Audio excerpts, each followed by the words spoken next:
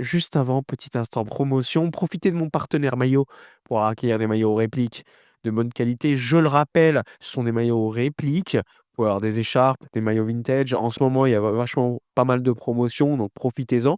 Je vous mets tous les détails dans la description de cette vidéo. Donc faites-vous plaisir ou faites plaisir tout simplement à un proche. Alors les amis, aujourd'hui, nouvelle vidéo avec beaucoup d'informations comme d'habitude. Juste avant, je vous invite à lâcher un petit like pour le référencement de la vidéo, c'est gratuit, c'est rapide et ça fait toujours aussi plaisir.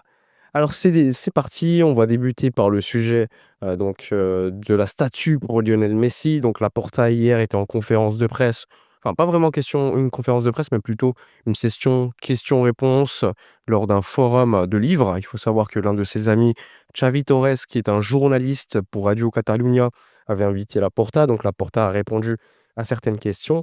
Et pendant la session questions-réponses, il y a quelqu'un qui a posé la question sur Messi. Et il a dit que lui et le club travaillaient sur une statue pour le stade pour Lionel Messi. C'est-à-dire que, à l'instar d'un Cruyff ou encore d'un Koubala, vous le savez, ceux qui ont déjà visité le stade, devant le stade, il y avait une statue des deux. Maintenant, le plan, c'est d'avoir une statue, 3e statue, cette fois-ci à l'effigie de Lionel Messi.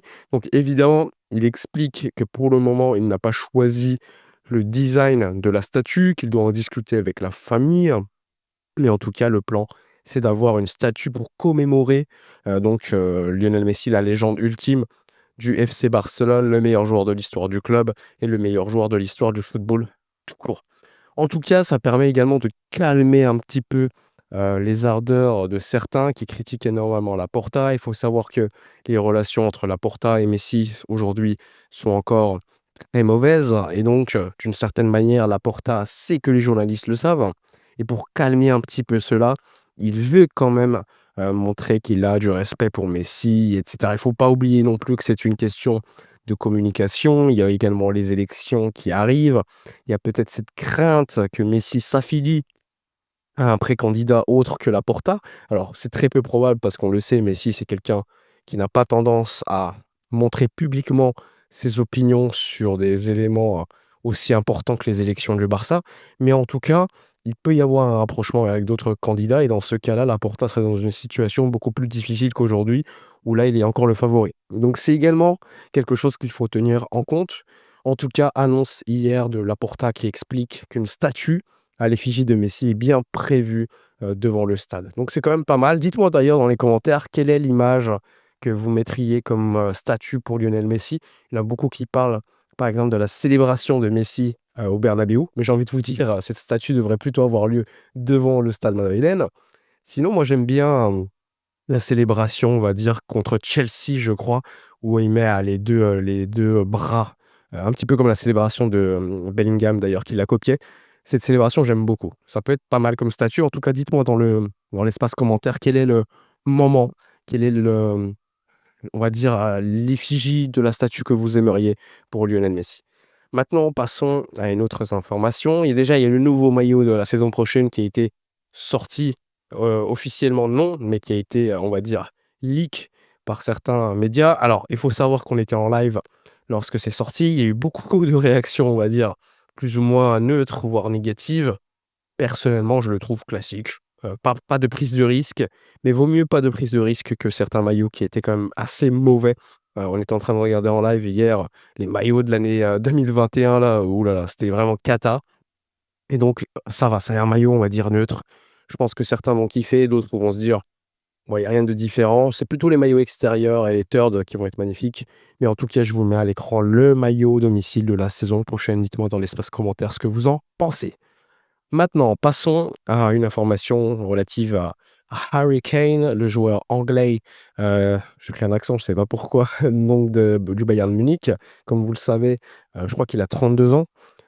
C'est un joueur ultra décisif, le meilleur neuf d'Europe depuis le début de la saison, avec Haaland ou encore Mbappé en termes de statistiques, il faut le savoir.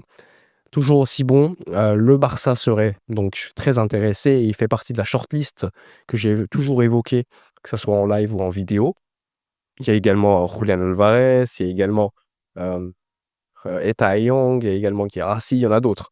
Mais en tout cas, dans cette shortlist pour remplacer Robert Lewandowski, le FC Barcelone a évidemment plusieurs noms. d'un nom réaliste, un nom moins réaliste. Harry Kane, c'est quand même quelqu'un qui certes est, plus âgé, mais à l'âge de Lewandowski lorsqu'il arrive, hein, il faut pas l'oublier et Lewandowski nous a quand même rendu énormément de services et ça, c'est quelque chose de très important. Donc on parle quand même d'un prix entre 60-65 millions d'euros.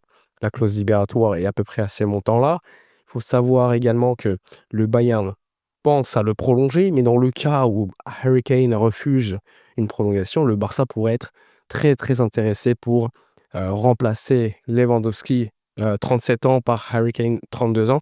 Encore une fois, c'est un sujet, court-termiste, hein. C'est un joueur qui te donne des solutions à court terme, moyen terme, mais ça peut être une alternative intéressante, sachant que sur le marché, il y a pas beaucoup de numéros 9 de haute qualité qui sont dispo à des prix, on va dire, réalistes. Là, on parle quand même de 65 millions d'euros avec un salaire à peu près de 20-25 millions d'euros bruts. Ça représente à peu près 40 millions d'euros dans tes comptes chaque année.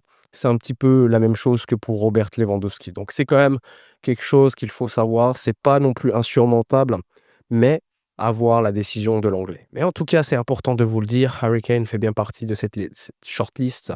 Le Barça est intéressé. Il y a eu un petit sondage dans le Diario Sport. Les supporters ayant répondu ont quand même mis Julián Alvarez en numéro 1. Ensuite, Harry Kane. Donc ça montre quand même qu'il est très, très bien valorisé, parmi la fanbase du Barça.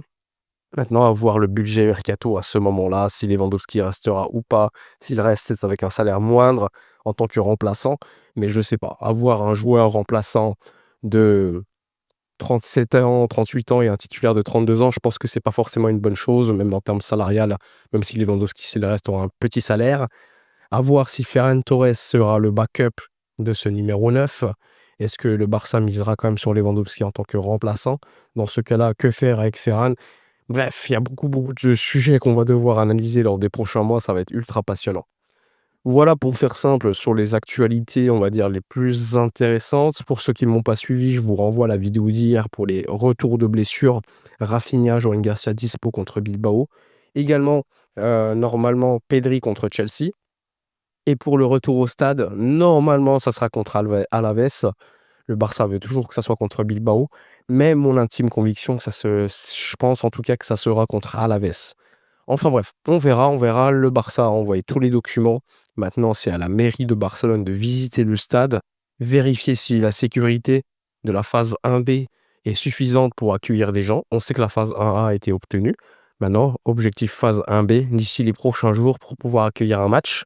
En tout cas, on attend encore une fois une communication officielle pour savoir si ça se jouera à Montjuïc, le match contre Bilbao, ou plutôt au Spotify Camp Nou. Je le rappelle, sans Frenkie de Jong suspendu, sans Pedri qui ne sera pas de retour, mais avec Joan Garcia et avec Rafinha. Voilà pour l'actualité de la journée. N'hésitez pas à donner votre avis dans les commentaires sur la statue, le moment que vous choisiriez, ou encore une fois Harry Kane et toutes ces rumeurs. N'hésitez pas également à lâcher un petit like si gratuit, ça fait toujours plaisir, à vous abonner sur mes différents réseaux sociaux. Est-ce que, je vous le demande dans l'espace commentaire, est-ce que si je crée par exemple une page Instagram, ça vous intéresserait ou pas? Ou avoir la page Twitter, YouTube, Twitch, c'est assez suffisant. Bref, je vous remercie, n'hésitez pas à répondre dans les commentaires. Nous, on se retrouve demain a priori pour une nouvelle vidéo et je vous souhaite donc une excellente journée.